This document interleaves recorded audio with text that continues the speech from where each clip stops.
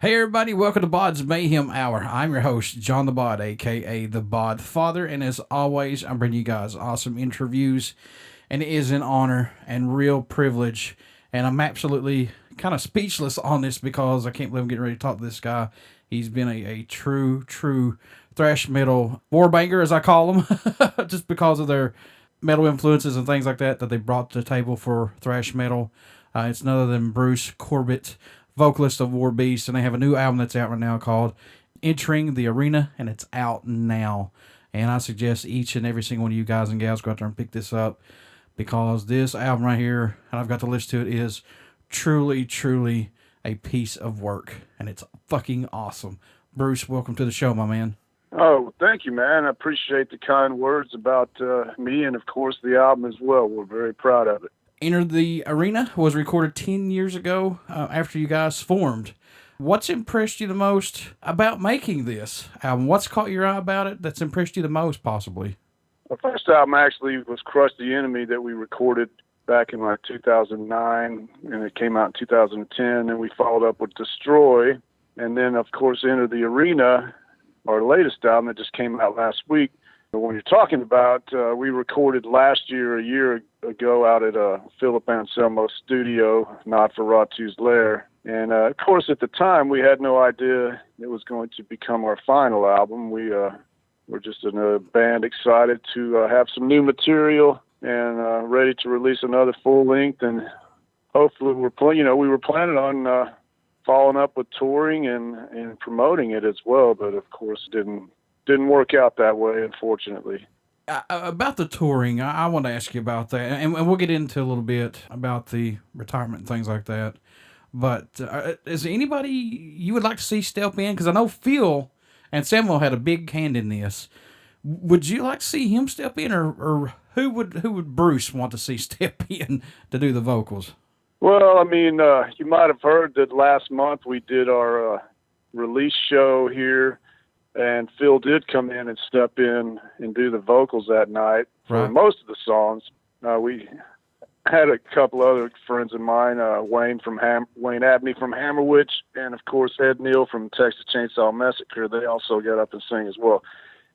But that's a good question, and a lot of people have wondered what WARBEAST would continue, and the answer is no. And the reason was because in the last year or two, me and Scott Shelby, the guitarist, we were the final two founding members from the original show, and we've changed members a lot over the years.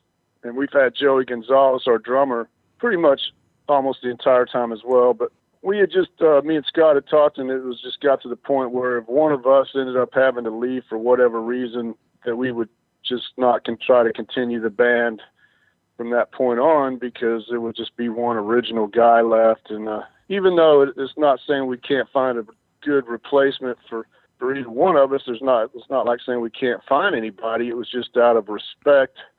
It had been over a decade that we'd been doing this band, and we just thought it was appropriate that, we shouldn't try to call it WARBEAST with at least both of us still in the band.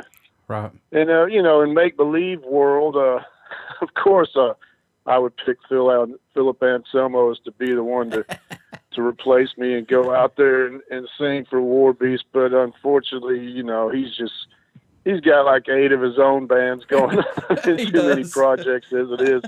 He's not got time to do something like that. But it would be cool, and it was very cool last month that when he did fill in for me, and he did a spectacular job.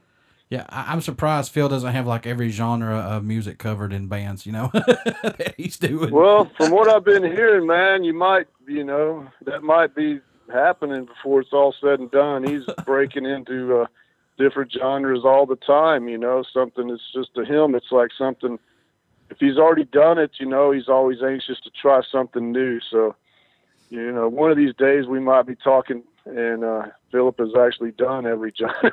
By then, I wouldn't put it past him. Yeah, he just did an album with Bill Moseley. Exactly, dude. That's so crazy. There you go. And then now, he had the Ed from, this blew my mind when I saw this, that he did a song of WARBEAST from the Texas Chainsaw Massacre. I was like, holy hell, really, Ed Neal? That's pretty damn awesome. Yeah, that was part of my doing. I've been a big fan of Chainsaw Massacre, that movie, the original. There's other ones I like, but of course the original. And then just been a big fan of Ed Neal's character from that movie. So we wrote the song called Hitchhiker, and it's an idea I've had for a while for us to use him in a music video with either WARBEAST or Rigor Mortis. But it just turned out with the timing of us putting this song out, based on his character and everything, and just everybody's schedules worked out, we finally got to make this film, which is actually going to premiere on Tuesday, which I'm excited about. It's like an 18-minute short film music video starring Ed Neal. And of course, it's just like the old 80s videos where back then they'd always show a little, like, some acting scenes setting up the video, what I mean? Yeah. So it's pretty funny. It's not to be taken serious. It's just a good time, and Ed agreed to do it, and it's had a lot of fun with us. And the cool thing is not only starring in this short film, but he got up and sang that song for me that night last month that I was talking about with Phil was singing. But how cool is that? Ed Neal from Chainsaw Massacre getting up and singing with WARBEAST. That's fucking awesome, man. And yeah. Halloween was the very first horror movie that I saw, John Carpenter's version, and then the very second one that I saw was the Texas Chainsaw Massacre, and I didn't sleep for 2 fucking weeks. Right. I mean, that's how it is. Those movies back then when we were younger and they really had an impact on us, or if they really did something to us, like scared us like that, they're still always going to be one of your favorites and stuff. So that's how it is with Chainsaw. It was like, I was at that age where it scared me so much I had to walk home from the theater, and I remember I walked down the middle of the street, scared to walk down too close to anybody's house and stuff. It was just, so yeah, it's had an impact on me. So for us to be able to be doing this film with Ed, man, it's just it's kind of like coming full circle, This album was recorded, of course, at Phil Anselmo's on House Code Records and Nosferatu layer. How was working with Phil on this, man? Did he just pretty much let you guys do what you want and then step in, or how was working with him? Yeah, I mean, he gives us the freedom, of course. He is a hands-on type of producer that will have a lot of say or input and suggestions and, ideas. But in the beginning, writing stages, he pretty much lets us do all of that on our own. He has faith in us. And then and once we have enough songs for the album and we start letting him listen to them, that's when his part comes in, and especially once we're actually recording, he's had time to focus and listen to these songs. So even ideas he might have already thought about, or some of them he just makes up right there. They come to him on the spot. It's fun working with him, man, because someone with that much musical genius is what I call it, for ideas and knowing what he's doing. And it's such a good songwriter himself. We'd be foolish not to pay attention to any suggestions he has. And then, of course, just like I said, he gives us the freedom to write the songs. So we do have the freedom to, deny any of his suggestions if we don't like them. Sure. But, I got to admit there's a lot of things that Philip comes up with that we've used on all of our albums because he's just a great producer, man, a great guy to work with. Any songs off Enter the Arena, Bruce, that stand out more to you than any on it as of right now? I know these are like your kids and everything, but are there any that stand out to you? Yeah.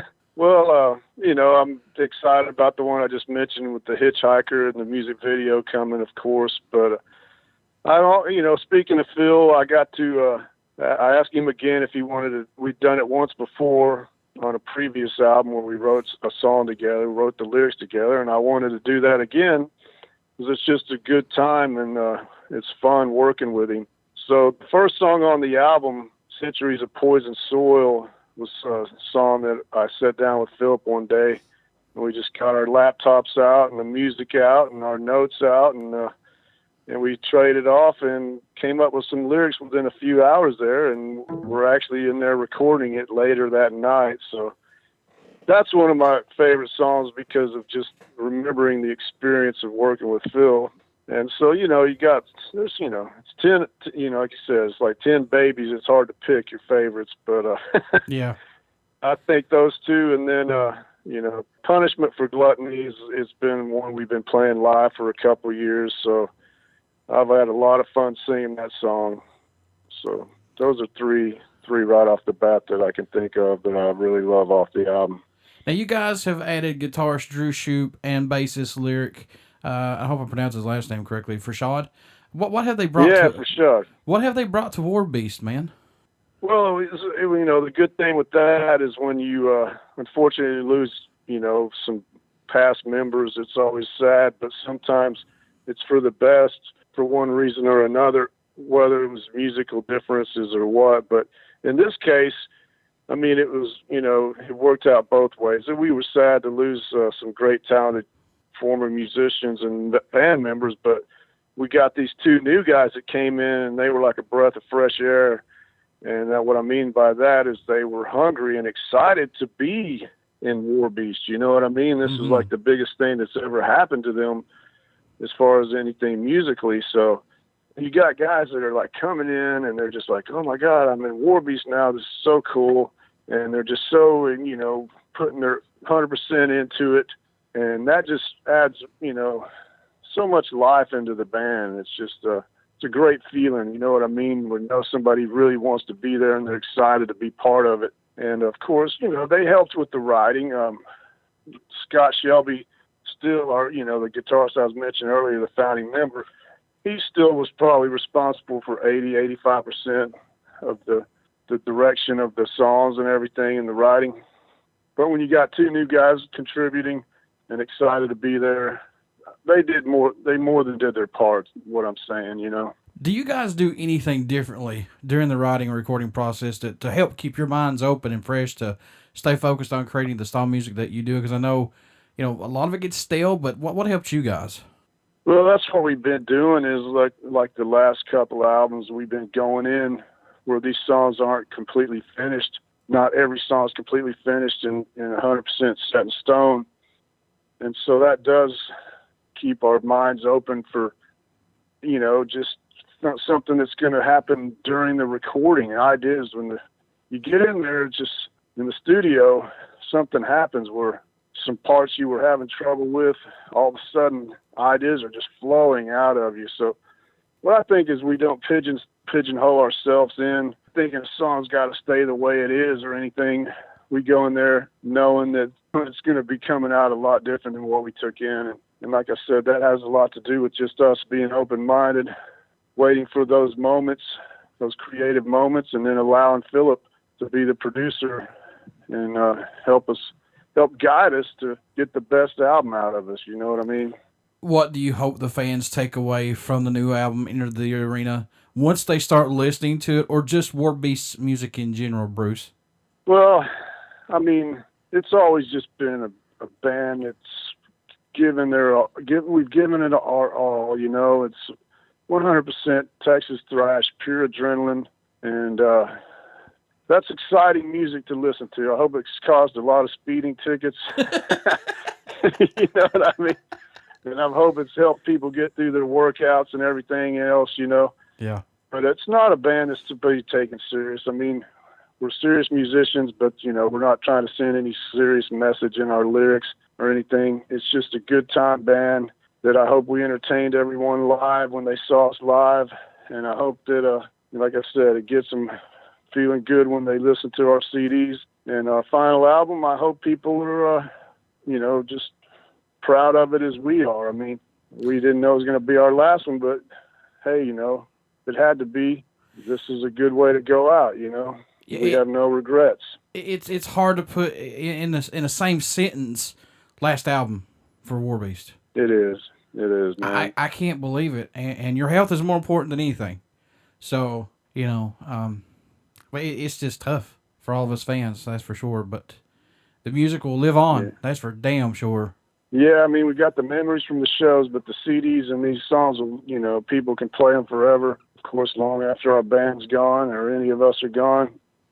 And it is, you know, it is very hard to believe that what's going on, you know, it's what we, you know, what we were forced with to deal with, and we're doing our best. And like I said, I'm going to do my best to beat this cancer, and then hopefully one day prove everybody wrong.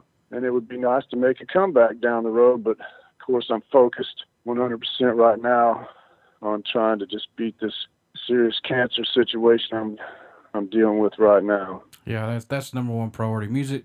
I've always said this with the people who have something with the show: your family's first. Things can wait. Right. So we live in. We'll see. I mean, I'm fighting, dude. I'm fighting hard, and I'm not going to go out easy. Exactly. And if there's anybody that can do it, it's me. And like I said, I know the odds are against me, but I got to at least leave a little hope there that maybe one day I can return to doing what I love to do. That's exactly right, and I hope so. I pray to God you do, man. That's for sure. Appreciate it, man. We live in a digital era of recording albums and social media. I know this is a double-edged sword, but do you like this that we're in right now to get stuff out more quicker for younger bands and things like that? What's your opinion on that?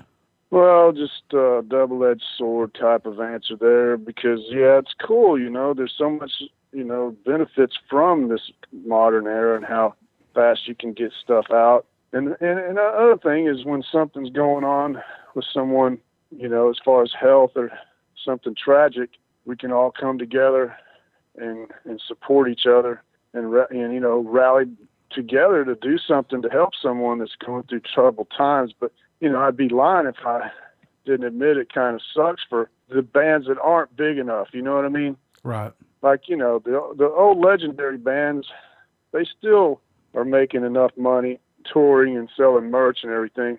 But unfortunately, there's not many bands. A couple of us are veterans in WARBEAST, and, we're not making any money, the way it is now. So it's just hard. We're still doing it because it's what we love to do. But, it'd be nice if it just was the way it was 20 and 30 years ago, where people did have to buy our albums, you know what I mean? Back then, of course, we traded with a friend or something and dub us a copy or something. But that's true. That's very true. Yeah. But it wasn't to the extreme where it's that easy as it is now. You know what I mean? Yeah. So, I do like going out and buying the CD still. Yeah. I mean, even back then when we were doing it in the 70s and 80s, and somebody make us a cassette off an album or something. That was only temporary. You still wanted to go own the actual copy, you know what I mean? Right. And but nowadays, like I said, they don't know any better. This is the era they grew up in, so I can't blame them. But, like I said, it would just be nice if new bands or the bands that aren't super huge would still have a chance to, at least make enough to get a decent cheeseburger every day. Yeah. Or have gas to go to the next show or something. Yeah. Yeah, exactly. So, but we've survived. Obviously, we've if we were wanting to, make money, we wouldn't be doing this band stuff, and we definitely wouldn't be doing the kind of music we're doing. True. You know what I mean? So you got to give us credit for sticking to our guns and doing what we believe in, knowing there's no money or it's not going to sell a whole lot, But I mean, it's just what we love to do. This is a cool question, and I like seeing the support come around from all over the place. But support-wise, is there a country or region that stands out more or surprises you? You guys get support from? Well, obviously nothing will be like it is in the U.S., but I'm very surprised at how much that the Germans have always loved WARBEAST. I don't know. I mean, it's just gone back from the beginning, and they know they're, it's not just Germany. There's a lot of countries over there that are very familiar with the Texas metal scene, and they're fascinated by it. Mm-hmm. And they'll they'll know as much about one of the bands like, that I came from, Rigor Mortis, Gamicide, where Scott came from. They'll know about all these bands, and they'll know who we are. So when WARBEAST came out, they were like, oh, wow, that's got Bruce from Rigor and Scott and Rick from Gamicide. So it's surprising to me how much they do know about past and present Texas metal bands. And of course, Mexico, I got to admit, they were the craziest as far as, they were like waiting outside when Rigor Mortis went to play there. they were waiting outside our hotel to meet us. And then when we showed up at the venue, they were all over us, you know, like we were, I mean, Iron Maiden or something, dude. It was just weird. So that's awesome. That is really cool. You know, we just never get that kind of treatment. So it was kind of a cool experience, man. So what does WARBEAST bring to the table for music that's not out there right now, you think? Well, I don't think we're like, you know, do anything that hasn't been done before, but then at the same time, it's always nice to have something that people you have liked and loved from, you know, from the 80s, to have a band that can still do something that's close to that. It's not a total rip-off, you know what I mean? Right, right. So, you know, like I said, if you like old school thrash metal that doesn't sound just like it's, you know, a repeat of something else, then that's what you're going to get out of WARBEAST. We're a fresh, old school thrash band, you know? Any show or moment that stands out more than any that you can recall performing or being part of WARBEAST possibly? Well, been quite a few of them. I've been blessed over the years, but, you know, I guess playing in New York and London is just, when I was out when tour with Down and bands like that, you know, and then Philip got up and would sing a song with me, trade off the lyrics. I mean, it happened so many times, but some of those bigger cities when I was like, wow, here we are, we're in Hollywood or we're in New York or we're in London, and there's a big crowd, and they might have been there to see Down and Philip, but they had to see WARBEAST too, you know? Right, yeah. And then to bring Philip up on stage and see the excitement and how everybody, you know, reacts to him. Those are some great moments I'll never forget, you know. What made you want to become a musician? What was that spark for you that said that's what I want to do? Well, I just grew up loving music so much, luckily from my brother. My older brother was Jeff Corbitt, 6 years older than me. He pretty much turned me on to every band that I would, you know, first it was the Beatles, and then the original Led Zeppelin album, the original Sabbath, the original Aerosmith. I just kind of was underneath his wings as all these bands were coming out. And then, you know, about the time you're starting to air guitar in your bedroom and stuff, you know, you're starting to be a teenager. That's when Aerosmith was like coming out with Rocks and Toys in the Attic. And that's when I used to pretend that that's what I want to do someday. And with a flashlight in the privacy of my bedroom, you know what I mean? I'd be air guitaring to some of the hardest rock of the 70s and dreaming that's what I want to do myself one day, you know? Tens of thousands of people in the crowd watching you. Yeah, of course. The bigger the better in your own mind, you know what I mean? Got your stuffed animal set up and your dragon falls down and says, Draggy, get up, you're drunk, stop, quit. Right. And then, of course, you know, it would have never probably happened, though, even though I had those dreams, if I hadn't met Mike Scotcher, the guitarist from Rigor Mortis, at a very young age, because, you know, then I had the courage to actually try it, you know. He was just such a talented guitarist. I was just like, man, I'd love to be band. I don't know how to sing, but I'll sure try, you know, and that's kind of how it started. So what's it mean to you when you receive an email from a fan or prior to the shows or after the shows, they tell you that WARBEAST music has pulled them through a bad experience or gave them inspiration to overcome obstacles, or it's just made them to let them relax and get away with the everyday bullshit that we go through? What's that mean to you? And plus in your situation, getting emails and things like that, what's that mean to you, man? Well, that's the most important part of all. And touching on what we talked about earlier with the modern times and how I said, you know, it'd be nice if we made money. But deep down, even if I was making money at doing this, those are the emails and the fan letters or whatever you want to call them that matters, you know, that it makes you feel good because somebody from another place, another country, another state, you've actually had an impact on their life in some way or another. If they're just a fan that loves to listen to it driving down the road, or if it's actually changed their lives in some way to become a musician themselves, whatever. That's just, it can't get any more meaningful than that. I mean, it's just nice to know that you'll be remembered and then you reach somebody, you know. Do you still have the fund going right now for your cancer relief, things like that? Is that still going on right now? Can people still make donations, or let's talk about that a little bit? Yeah, it's still out there. usually I'm not the one to push for it that much. You know, it's friends of mine started that. I know it's still out there, and every time there's a press release or something, they usually include that link. So if they want to find it, I'm sure they can easily find it. So yeah, the donation thing's still going on, and I got my surgery coming up in just over 2 weeks, and I'm nervous, but staying positive that I'm going to come out okay, even though it's a very serious kind of surgery. You'll be in my prayers. That's for sure, and I do hope that you can beat this and get back to what you're doing, because I know you love playing music, and us fans love what you do as well, man. Yes, sir. I appreciate that, man. I'm going to do my best. How can folks pick up this new album, some merchandise, and just keep up with you through this whole ordeal? How can he do that? Well, I'm on Facebook, and even if I've reached my friend limit, I think they can follow me on there. And I do keep everybody up to date with my journey, and I'm trying to, you know, they've done so much to support me through it, and I'm trying to, you know, show them how you need to fight back when you're faced with obstacles in life like this.